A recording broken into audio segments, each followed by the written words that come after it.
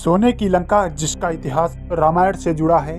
सोने की लंका किसने बनाई? रामायण के अंदर इस बात का उल्लेख मिलता है कि रावण के पास सोने की लंका थी। उसने माता सीता का अपहरण कर उसे सोने की लंका के अंदर अशोक वाटिका के नीचे रखा था। अशोक वाटिका के अंदर सीता माता का झरना भी है और मंदिर भी है। झरने के अंदर सीता माता स्नान करती थी। रामायण के अंदर इस बात का जिक्र है कि सोने की लंका रावण की थी, लेकिन सच कुछ और ही है। अनेक पौराणिक कथाओं के अनुसार सोने की महल का निर्माण भगवान शिव ने पार्वती के लिए किया था। समुद्र के बीचों बीच बनी इस खूबसूरत लंका को देखकर रावण का मन डगमा गया और उसने ब्राह्मण का वेश धारण किया और भगवान शिव से सोने की लंका मांग ली। भगवान शिव जानते थे कि रावण ब्राह्मण के वेश में है और वे उसे खाली हाथ नहीं भेज सकते थे। उन्होंने यह सोने की लंका को रावण को दान कर दिया।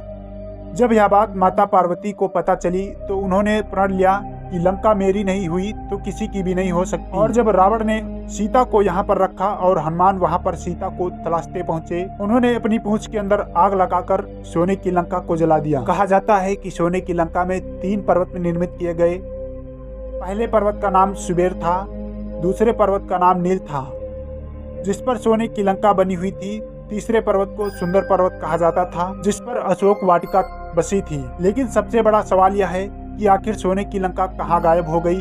क्या आज भी श्रीलंका में मौजूद है सोने की लंका? जानेंगे इस वीडियो में। वीडियो को लास्ट तक देखते रहें। रिपोर्ट्स के अनुसार रावण का साम्राज्य मध्य श्रीलंका में था। यह साम्राज्य बदुल्ला, अनुराधापुरा, केंडी और नुआर एरिया में फैला हुआ था। इतना बड़ा राज्य होने के बावजूद रावण श्रीगिरिया में रहता था। इस महल के लिए कहा जाता है कि यह महल भी कुबेर ने बनाया था और यह ही रावण की सोने की लंका थी। कहा जाता है कि इंग्लैंड में एक समय में उन लोगों के घरों में सोने चांदी के बर्तन हुआ करते थे। यह स्थिति द्वितीय विश्व युद्ध तक थी। यह सब सोना भारत से आया था। एक ब्रिटिश जहाज के कप्तान ने अपनी किताब में लिखा है कि 1872 में एक ब्रिटिश जहाज श्रीलंका के पूर्वी किनारे पर दुर्घटनाग्रस्त हो गया था। जो कि भारत से चोरी किया गया सोना था।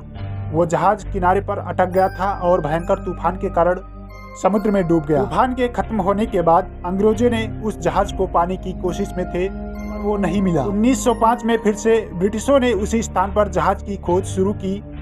उन लोगों को जहाज का सोना मिल गया पर जमी कोरल से यह पता चला कि वो जहाज का सोना नहीं है बल्कि कोई दूसरा हजारों साल से सोना पड़ा है। कहा जाता है कि उन लोगों ने लगभग 100 जहाज का प्रक्षेपण किया था।